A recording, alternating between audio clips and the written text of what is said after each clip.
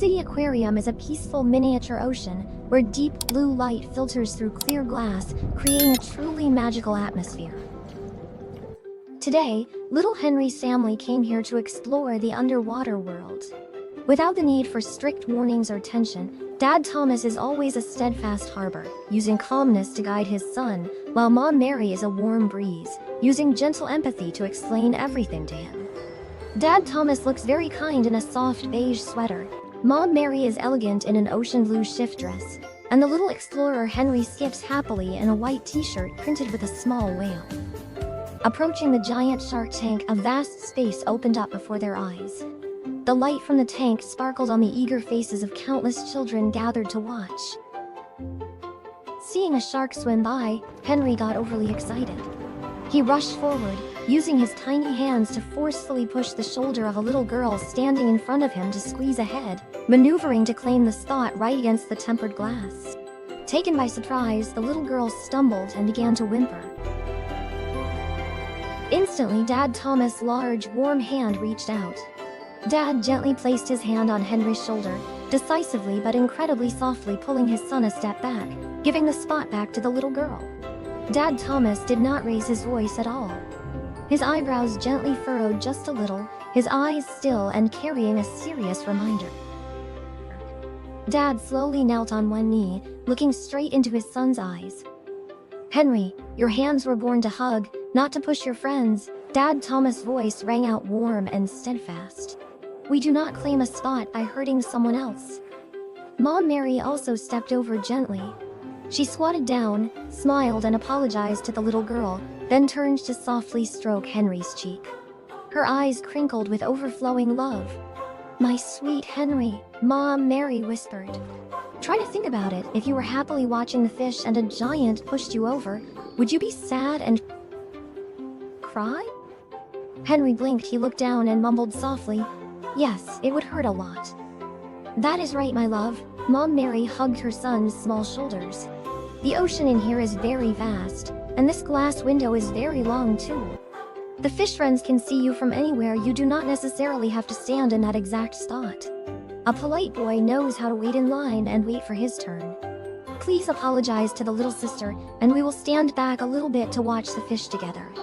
Henry obediently nodded, shyly apologized to the little girl, and held his parents' hands, stepping back obediently. Moving on to the glowing jellyfish tank, the color-changing jellyfish swam around like sparkling little umbrellas in the night. Henry was so captivated that he pressed his face and both hands against the glass, standing with his arms wide open right in the middle of the best viewing spot. He stood completely still there for a very long time, immersed in his own world. Behind him, several other children had to stand on their tiptoes, stretching their necks trying to see, but their view was completely blocked by Henry's back. Seeing this, Dad Thomas stepped softly right behind his son. Dad lightly touched his warm fingers to Henry's back. A kind smile bloomed on Dad's face, but his eyes were incredibly clear and steadfast. "Henry, it is time to share the spot with other friends, my boy," Dad reminded him very softly. Henry turned around, his lips pouting slightly in a whine, "But I'm not done watching yet, Daddy. The jellyfish are so beautiful, I want to stand here forever." Mom Mary tilted her head, her ocean blue dress fluttering gently as she stepped closer. She took her son's hand that was pressed against the glass and gently removed it. Her eyes shone with tolerance and understanding. "Henry, the beauty of the jellyfish is like a wonderfully good fairy tale." Mom Mary used a voice as soothing as a lullaby to tell a story. "If you keep blocking the most beautiful page, the friends behind you will only see your back, and they will not get to read that story anymore. A kind boy is someone who knows how to take a step back, so that the people around him can also smile just like you." Mom stroked his hair. "We have watched enough. Let us yield this magical view to the other friends. If we step back a little bit, you will see a much wider panoramic picture." His mother's whispers made Henry understand. The boy smiled brightly, automatically stepped back, and waved to the children behind him to come forward. "It is your turn to see the jellyfish." Dad Thomas gently rubbed his son's head, his eyes brimming with pride. The tour ended at the souvenir shop near the exit. The space was brilliantly lit with countless sparkling plush toys and gadgets. Henry's eyes were instantly drawn to a very expensive glowing plastic toy sword. The boy hugged the sword tightly, looking up at his parents with pleading eyes.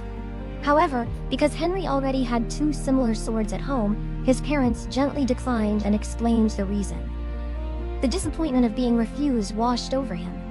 The 6-year-old brain unable to control its emotions, Henry immediately threw himself onto the shiny tiled floor. The boy burst into loud sobs, kicking his legs and continuously screaming in a tantrum, "I want this sword! Buy it for me, Mom and Dad! I will not accept this!" In the middle of a space with many passers-by, Henry's actions attracted quite a few stares. However, Dad Thomas did not lose his temper, nor did he rush to roughly drag his son up. Dad simply stood up straight, arms crossed over his chest. His face was as still as a lake's surface, his eyes as steady as a lighthouse, quietly watching his son with absolute patience.